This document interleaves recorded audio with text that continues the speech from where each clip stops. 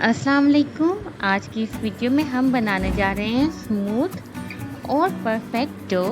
और आज हम आपको वो तमाम स्टेप्स बताएंगे जिनको फॉलो करते हुए आप अच्छी डो बना सकते हैं, वो भी बहुत कम टाइमिंग्स में। तो वीडियो को एंड तक देखिए और हमें लाइक एंड सब्सक्राइब करना मत भूलिए। आप देख रहे हैं कुकी आर्म्स।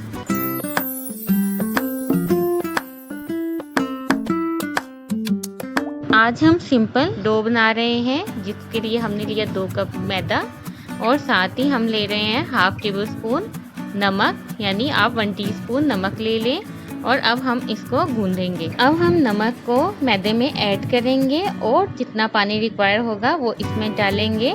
हम एक साथ पानी नहीं डालेंगे, बल्कि पहले थोड़ा सा पानी ऐड करेंगे और इसको मिक्स करेंगे। तकरीबन आप 100 ml पानी इसमें ऐड कर लीजिए।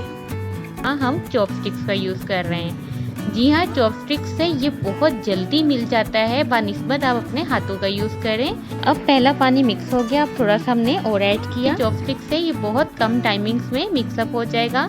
जो काम आप 5 मिनट्स में करते हैं, अगर आप चॉपस्टिक से करें तो ये बहुत जल्दी हो जाएगा। अब बस ये है कि आपने पानी डालना है और बहुत तेज़ चॉपस्टिक से इसको मिक्स करना है। आपने बिल्कुल भी स्लो नहीं होना।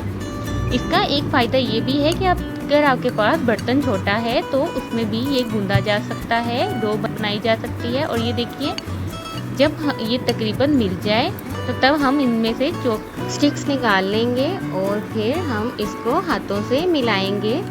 अगर आपके पास चॉपस्टिक्स अवेलेबल ना हो तो आप ये तमाम प्रोसेस हाथों से ही कर सकते हैं, लेकिन चॉपस्टिक से इसमें टाइमिंग बहुत शॉर्ट हो जाती है और डो हमारी जल्दी और स्मूथ बन जाती है।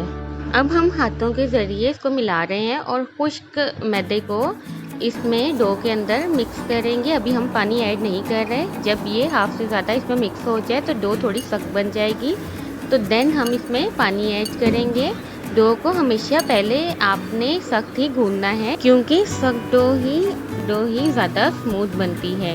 ये देख लीजिए, ये काफ़ी हार्ड हो चुकी है। अब हमने चॉपस्टिक से इसको तकरीबन 1 मिनट तक मिलाया था और अब हम हाथों से इसको मिक्स कर रहे हैं। इसमें भी मैक्सिमम 1 से 2 मिनट लगते हैं और हम पानी थोड़ा सा ऐड करेंगे और इसको मिक्स कर लेंगे। ये देख लीजिए, इस तरह हमारे टाइम की बहुत बचत होती है। अब ये देखिए तकरीबन मिक्स हो चुका है। अब हम इसको दोबारा पलट रहे हैं ताकि इसमें जो भी खुश्क आटा रह गया था, खुश्क मैदा, वो इसमें अच्छी तरह से मिक्स हो जाए। और अब हम एक मुट्ठी बंद करके इसको प्रेस करेंगे ऊपर से इस तरह। और इस पूरे प्रोसेस में तकरीबन 1 मिनट लगेगा और ये बिल्कुल रेडी है। अगर आप आटा गूंदें या आप मैदा गूंदें, इसको आप इस स्टेज पे फ्रिज में रख दें या कवर करके रख दें तो 20 मिनट्स के बाद ये बिल्कुल सॉफ्ट हो जाता है। ये देख लीजिए।